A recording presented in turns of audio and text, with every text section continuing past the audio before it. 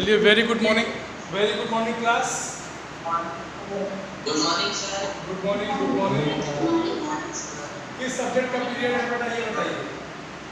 Good morning sir. Good morning. किस subject का period है ये बताइए। इंग्लिश।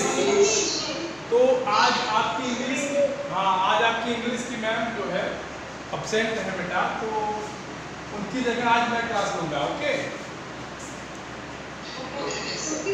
किसी को कोई प्रॉब्लम है? किसी को कोई प्रॉब्लम? सबको आवाज सुनाई दे रही है? अच्छा, गर्विका आवाज सुनाई दे रही बेटा?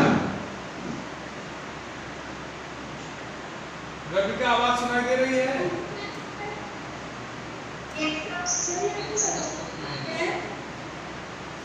ओके, तो देखो, हम लोग बात करेंगे जो हम लोगों ने पिछले चैप्टर में पढ़ लिया है, और आज हम पढ़ेंगे नए चैप्टर को। पिछले हम लोगों ने बसंत में चैप्टर नंबर 3 पढ़ा था, बस की यात्रा। आपको याद होगा, जो लोगों ने पिछला चैप्टर पढ़ा था बसंत में, उसका नाम था बस की यात्रा। स्क्रीन शेयर है कि नहीं, पहले ये बता दीजिए। अच्छा, ठीक। तो देखो, वसंत जब हम लोगों ने पढ़ लिया है, और अब हम लोग पढ़ेंगे क्या? व्याकरण। वसंत में हम लोगों ने क्या पढ़ा? ध्वनि कविता पढ़ी थी पहले, उसके बाद लास्ट की चूड़ियां। याद है कि नहीं, भूल गए? बोलिए। और फिर हम लोगों ने पढ़ा बस की यात्रा। बस की यात्रा। इस 3 पार्ट को हम लोगों ने बसंत में खत्म कर लिया है। और व्याकरण में आप चलेंगे तो आपको पहला चैप्टर मिलेगा व्याकरण में भाषा एवं लिपि। ओके, याद है? बोलिए। ठीक। दूसरा आपको मिलेगा वर्ण विचार, बाद में। और तीसरा है वर्तनी विचार, बेटा बाद नहीं, तीसरा है वर्तनी विचार। देखिए, इन सब चीजों को हम लोगों ने कवर कर लिया है। बोलिए।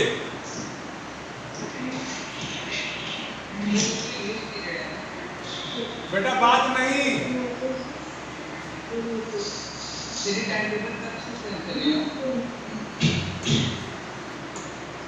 इसको क्या दिक्कत है, जरा हमको बताएं, इसको क्या दिक्कत है?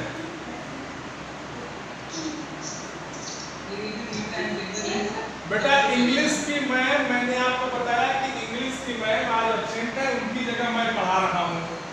एक बार में बात समझ में नहीं आती है?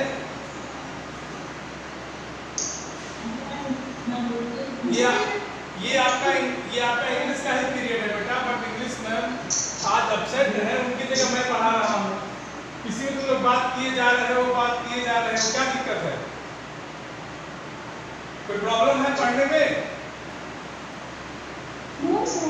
चलो, ये जो हम लोग पढ़े इतना सब कुछ कवर है कि नहीं है, ये बताइए।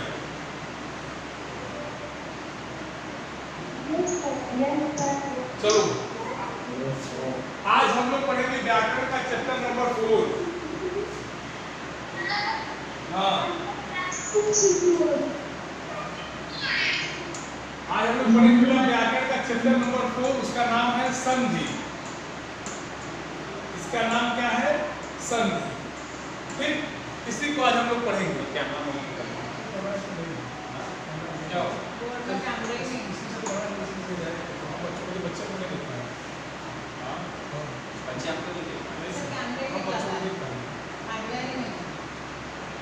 Good morning, students. Yes, I am principal speaking. So now we are following a new timetable. Have you got the new timetable?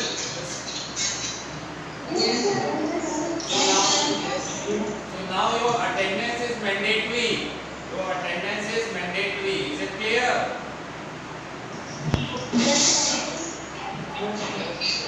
And there will be weekly tests in all the subjects. Weekly class test. Okay?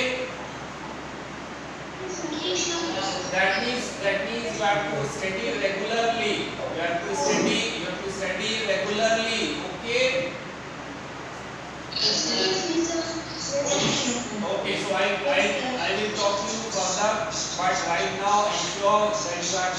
ready and prepare for your test. We will be giving you the schedule of the test today itself. Okay?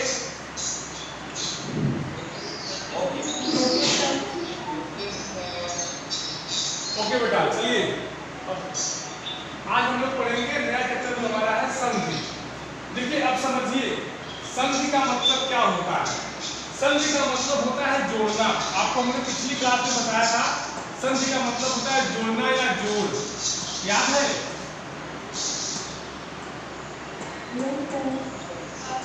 अब देखिए अब जोड़ेंगे किसको। यहाँ ये mathematics तो है नहीं कि 5 + 4 को आपने ऐड जोड़ दिया तो आपका लाइन आ गया, क्योंकि ये हिंदी है, मैथमेटिक्स है नहीं कि आप इसको जोड़ देंगे। ठीक, तो अब यहाँ संधि पढ़ने का क्या मतलब है, जहाँ जिसका कोई मतलब आपको न समझ में आए। लेकिन देखिए ये हिंदी है तो हिंदी में क्या होता है, आपको दूसरा चैप्टर पढ़ा था वर्ड विचार। वर्ड विचार आपको याद है?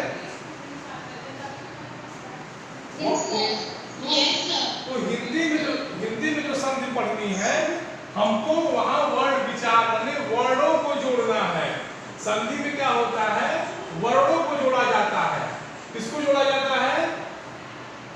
वर्डों को जोड़ा जाता है। ठीक, जैसे समझो एक शब्द हम ले लेते हैं देव और दूसरा शब्द अपना हम ले लेते हैं आलय। ठीक, अब इसको देखो जोड़ते हैं हम, यहाँ जोड़ का चिन्ह दिए हुए हैं तो लिखो देवालय। अब ध्यान से देखोगे तो देखो यहाँ आ गायब हो गया। जब दोनों शब्दों को हमने जोड़ा है बेटा तो आपको मिलेगा कि आ गायब हो गया, केवल देवालय मिला। ये बोलो यस।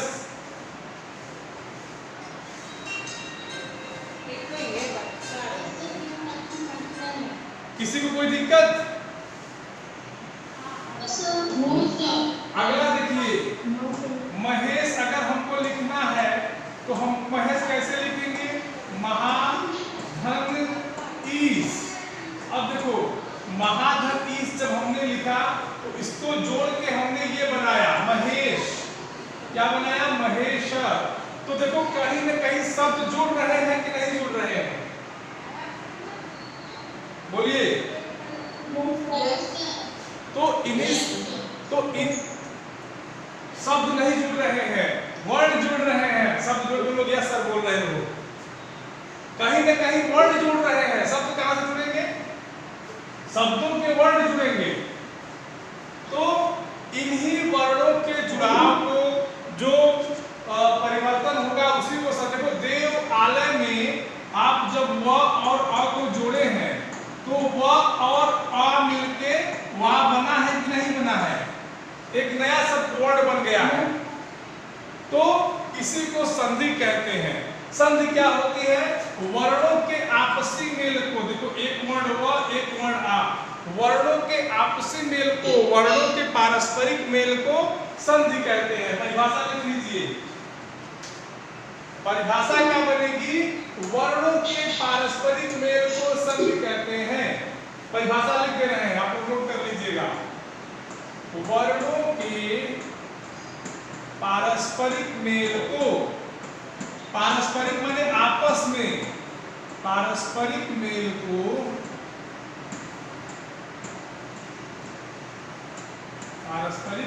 क्या कहते हैं? संधि कहते हैं। पारस्परिक मेल को संधि कहते हैं। ठीक, कभी भूलोगे नहीं इस परिभाषा को, एकदम सरल परिभाषा है।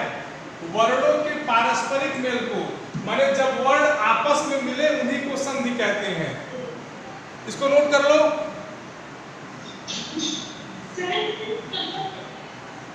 हाँ बेटा क्या कह रहे हो बताओ।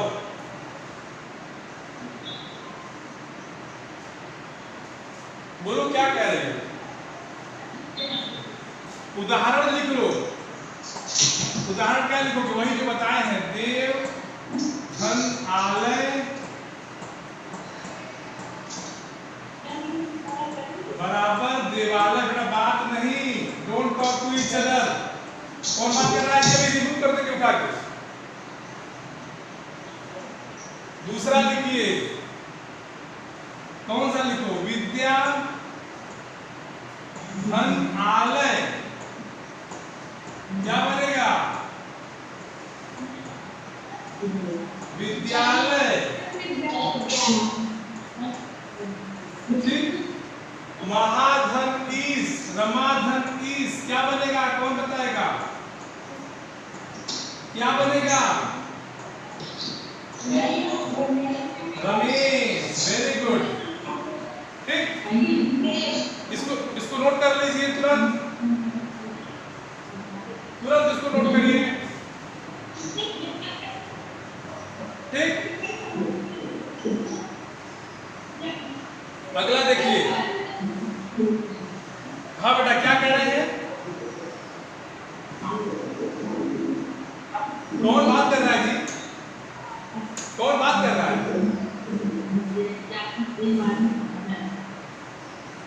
किसी को कोई प्रॉब्लम है?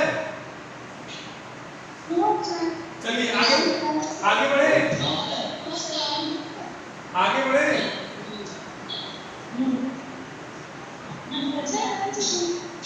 हाँ बेटा बताओ क्या दिक्कत है, बताओ।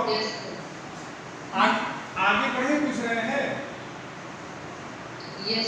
चलिए आगे है संधि के प्रकार। देखो डिटेल में पढ़ा रहे हैं, परेशान न रहो। संधि के प्रकार यहाँ लिखो संधि। ऐसे चार्ट बनाना तुम लोग अपनी कॉपी में।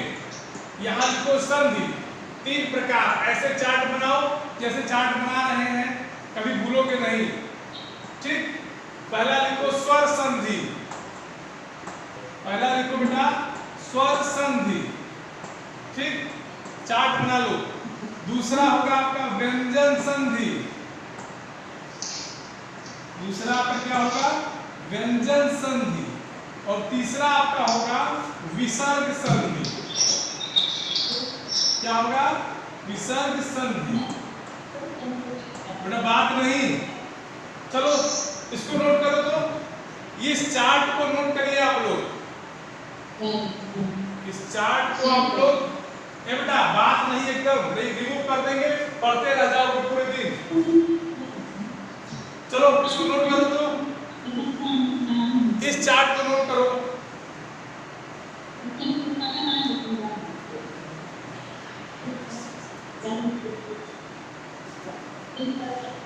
इस चार्ट को नोट करिए। इस चार्ट को नोट करिए। उसके आगे हम आपको पहला बताएंगे स्वर संधि।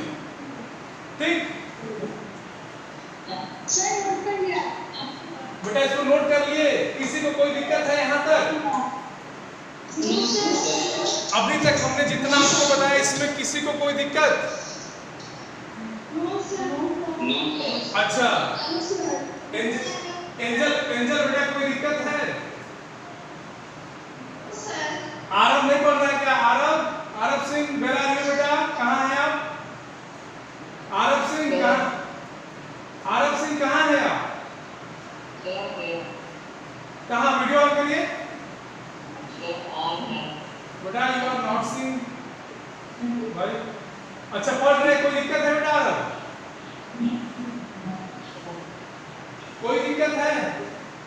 कोई दिक्कत नहीं। अच्छा वेरी गुड। एंजल कोई दिक्कत? चलिए तो अब इसके आगे देखते हैं। पहला हमारा है स्वर संधि। आपको स्वर पता है? स्वर क्या होते हैं? स्वर क्या होते हैं? पहले आप स्वर जान लीजिए फिर स्वर संधि समझिएगा। स्वर क्या होता है? ऐसे वर्ण जो बिना किसी अन्य वर्णों की सहायता से बोले जाते हैं, या ऐसे वर्ण जिनके उच्चारण में हमारे मुंह से निकलने वाली प्राणवायु कहीं भी पतित नहीं होती, उसी को स्वर कहते हैं। अब स्वर संधि क्या होती है?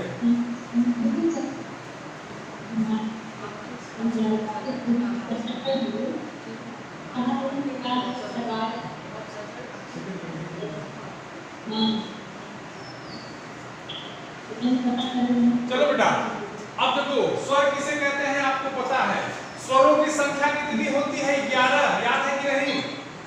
स्वरों की संख्या होती है 11। कौन कौन से होते हैं? देखो अ, आ, ई, दीर्घ, ह्रस्व उ, दीर्घ उ, री, ए, ऐ, ओ और औ। इतना नोट करो, तुरंत इतना नोट करो, क्योंकि पूरी स्वर संधि इसी पर चल रही है। तुरंत इसको नोट करिए। बेटा बात नहीं, कौन बात कर रहा है जी? I am removing this.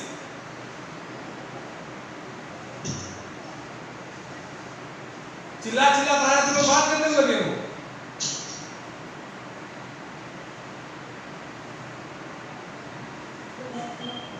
समझ में आ रहा है कि नहीं, ये बताओ।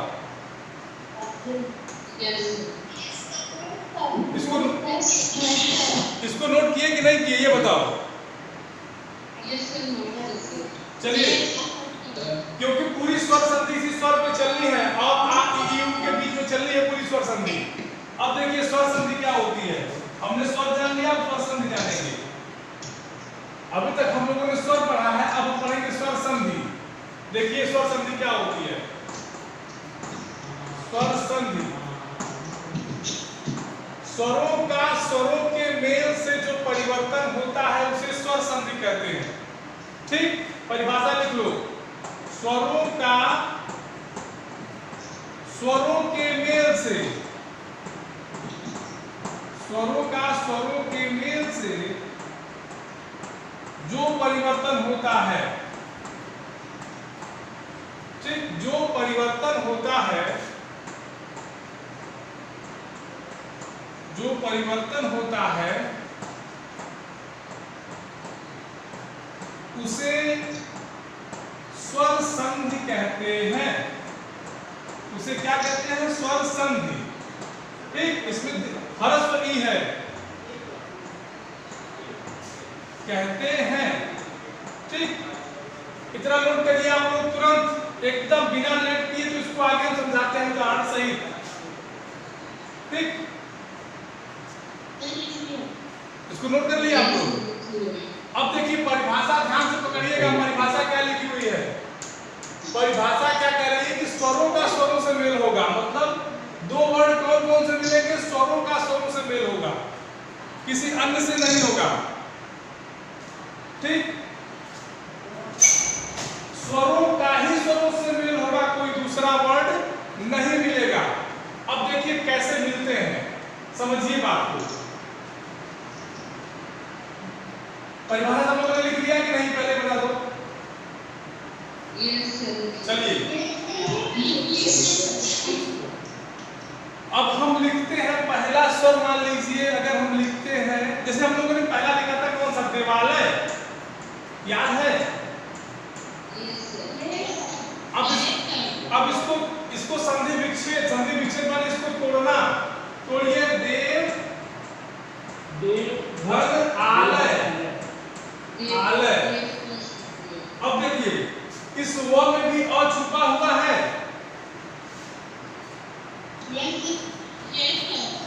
तो यहाँ अ और यहाँ अ, देखो स्वर मिल रहे हैं कि नहीं मिल रहे हैं?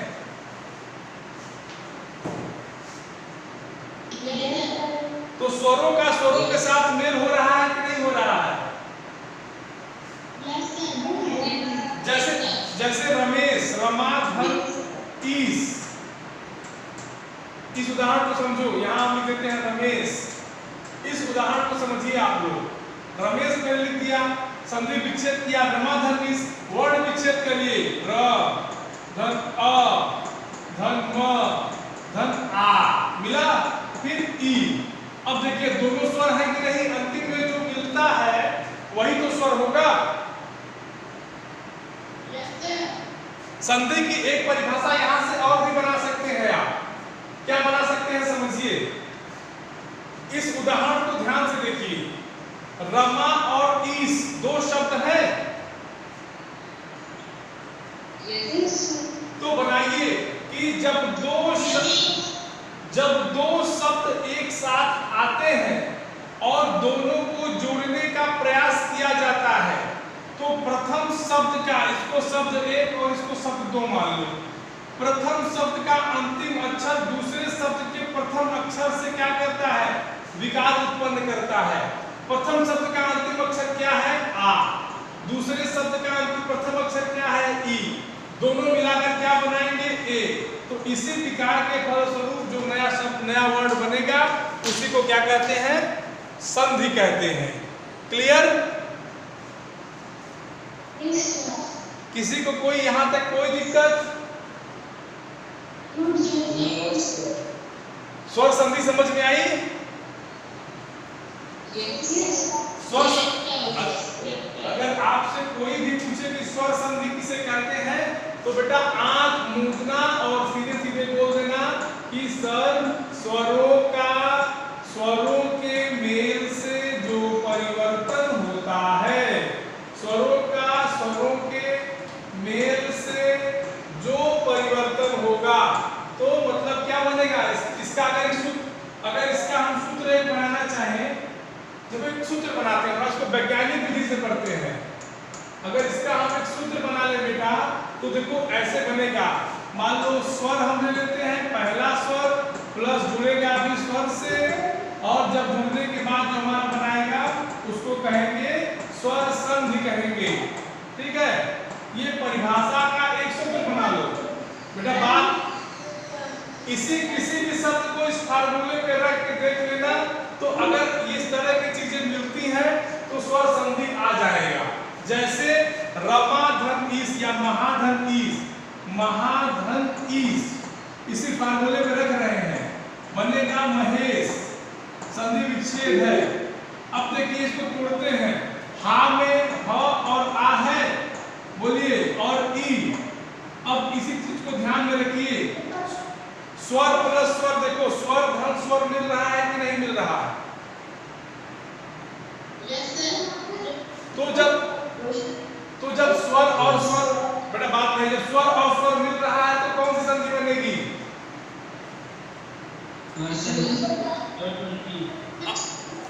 अब भी डाउट है किसी को स्वर संधि में?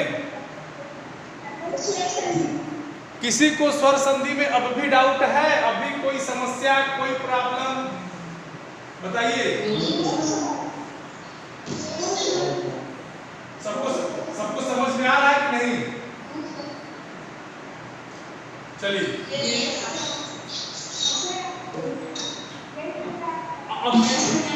अब स्वर संधि के प्रकार, हमने संधि के प्रकार पढ़े, संधि की परिभाषा पढ़ी, उसके बाद संधि के प्रकार पढ़े। तो संधि के प्रकार में हम लोगों ने 3 पढ़ा था, स्वर, व्यंजन और विसर्ग। अब स्वर संधि के देखिए कितने प्रकार होते हैं। तो स्वर संधि मुख्य रूप से 5 प्रकार की होती है। चलिए नोट करिए। पहला है दीर्घ संधि, दीर्घ माने होता है बड़ा, दीर्घ संधि। दूसरा होगा गुण संधि, ठीक, दूसरा क्या होगा? गुण संधि। तीसरा होगा वृद्धि संधि, तीसरा क्या होगा? वृद्धि संधि, ठीक। चौथा क्या होगा? यण संधि। क्रम आप लोग कोई दिक्कत नहीं है, क्रम में परेशान मत रहिएगा, नियम जानिएगा। यण संधि। और पांचवा आपका होगा अयाधि संधि, पांचवा आपका होगा अयाधि संधि। एक बार इसको सब लोग स्क्रीनशॉट ले लो इसका तुरंत, बिना किसी हेजिटेशन के, तो इसके आगे बढ़ाएं। सर नोट कर लिया? नोट कर लिया। अच्छा नोट कर लिए हो, बस आप रुक जाओ। नोट कर लियो तो रुक जाओ, बस बस बहुत सही। नोट कर लिए हो ना? जिससे पूछेंगे वही बोलेगा, है बात नहीं बस एक।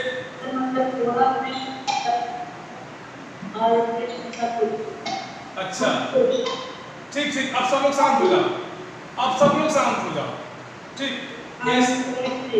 जिसका नाम बोलेंगे वही बोलेगा। ऐसा सिंह, ऐसा सिंह। अभी जो मैंने 5 नाम लिखाए हैं उसको जरा पढ़िए।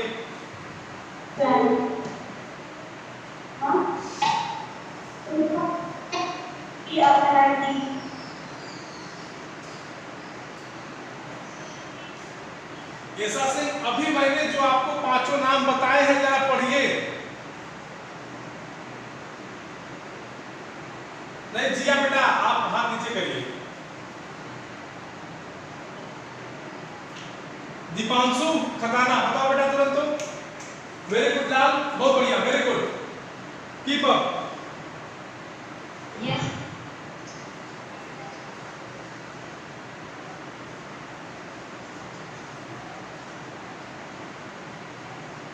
गर्विका No. बेटा, बेटा बताओ पांचों नाम बताओ, स्वर संधि के पांचों भेद जो भी मैंने बताया बताओ। नहीं बेटा संध्या, आप हाथ नीचे करिए। आप गर्विका नहीं है, मैंने गर्विका से पूछा। सुमित हाथ, तुम गर्विका हो सुमित? हाँ बेटा बताओ।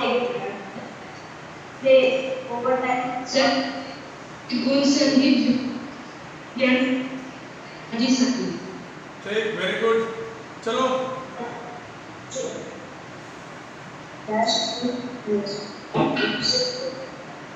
किसी को कोई प्रॉब्लम?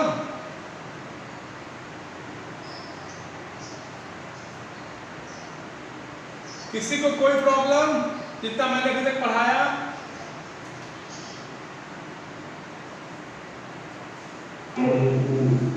किसी को?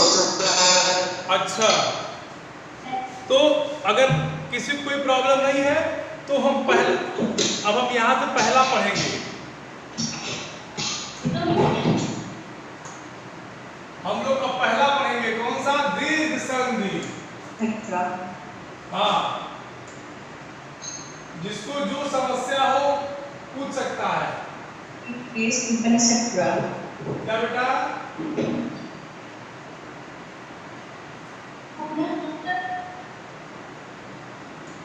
हाँ चलिए,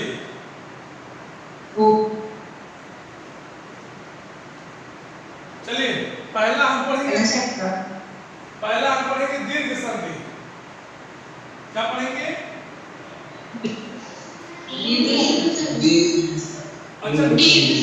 अच्छा बताओ, दीर्घ कौन सा? दीर्घ संधि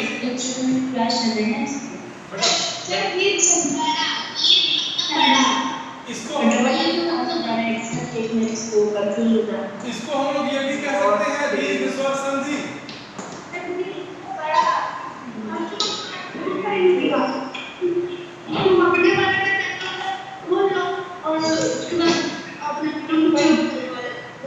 अच्छा बेटा बात नहीं, कौन है जी?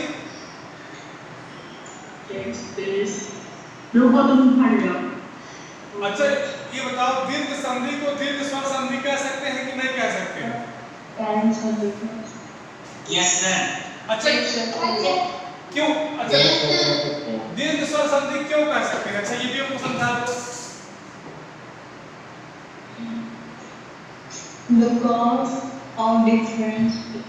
बिकॉज वगैरह मत बोलो, हिंदी की क्लास है। क्योंकि वो स्वर संधि का एक प्रकार है। वेरी गुड, क्योंकि वो स्वर संधि का एक प्रकार है। इसका मतलब देखो, इसको ध्यान से समझो, इसमें लिखा है दीर्घ स्वर, माने स्वरों में भी देखो, स्वरों में भी अंतर होता है ना, ह्रस्व और दीर्घ। जैसे आ, ई, उ, ए, ये सब हर दीर्घ स्वर के अंतर्गत आते हैं। तो दीर्घ स्वर संधि पढ़ना है हमको। ठीक, देखिए दीर्घ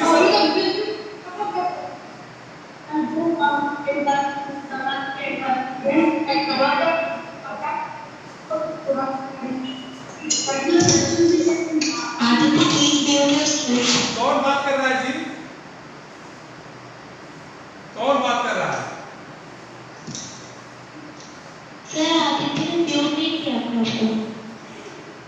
बेटा पढ़ना है कि नहीं ये बताइए, हम रिमूव कर देंगे 2 मिनट के अंदर। रविकांत अपनी कैप उतारो, तो तुम घर में बैठ के कैप लगाए हो, उधर धूप लग रही है क्या? रविकांत वीडियो आप करोगे, हम रिमूव कर देंगे।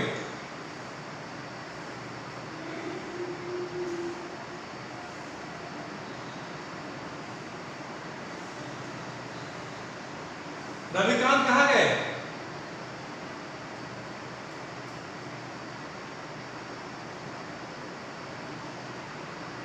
एकदम अच्छे से बैठिए आप लोग। चलो सब लोग कम से कम स्कूल ड्रेस में बैठो, अगर नहीं ड्रेस स्कूल ड्रेस है तो कम से कम एक व्हाइट शर्ट अरेंज कर लीजिए, फॉर्मल व्हाइट शर्ट अरेंज करिए। कोई भी विदाउट यूनिफॉर्म नहीं बैठेगा। अगर मान लीजिए घर से दूर है, उसके पास यूनिफॉर्म नहीं है, तो एक व्हाइट शर्ट अरेंज करके बैठे, क्योंकि बिना यूनिफॉर्म अलाउ नहीं होगा बेटा। एक व्हाइट शर्ट तो अरेंज कर ही सकते हैं, ठीक? Yes, sir. चलिए, वंशिका पांडे सुन रही हो कि नहीं? हाँ बेटा, Yes. ठीक। चलिए, दीर्घ स्वर संधि। दीर्घ स्वर संधि क्या कहता है, ध्यान से समझिए। कहते हैं कि ह्रस्व दीर्घ, ह्रस्व या दीर्घ और ई ऊ के बाद, कहते हैं कि ह्रस्व या दीर्घ, ह्रस्व या दीर्घ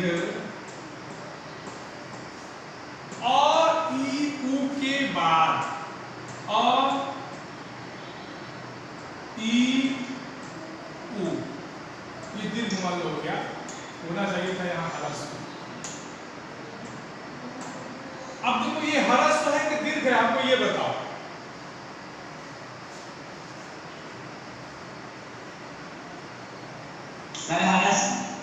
अच्छा, ये ह्रस्व, ठीक, वेरी गुड।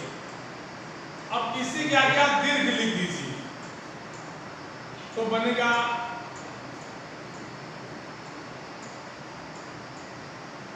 ये दीर्घ है, इतना तो कंफर्म है सबको।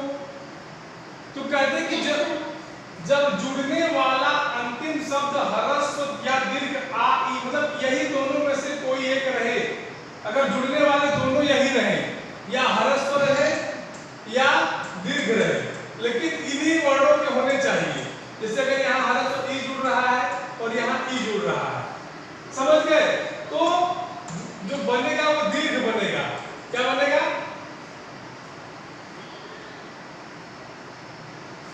इसको अगली क्लास में हम बढ़िया समझाएंगे और अच्छे समझाएंगे, ठीक? अब जिसको जो पूछ लो, जिसको जो पूछना हो अभी तक, जितना मैंने पढ़ाया है पूछिए।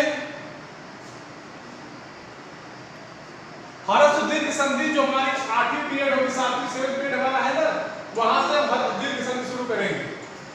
अगली क्लास हमारी जो होगी वो दीर्घ संधि की होगी, उसमें हम दीर्घ संधि पढ़ाएंगे। किसी को कोई प्रॉब्लम नहीं होनी चाहिए, ओके?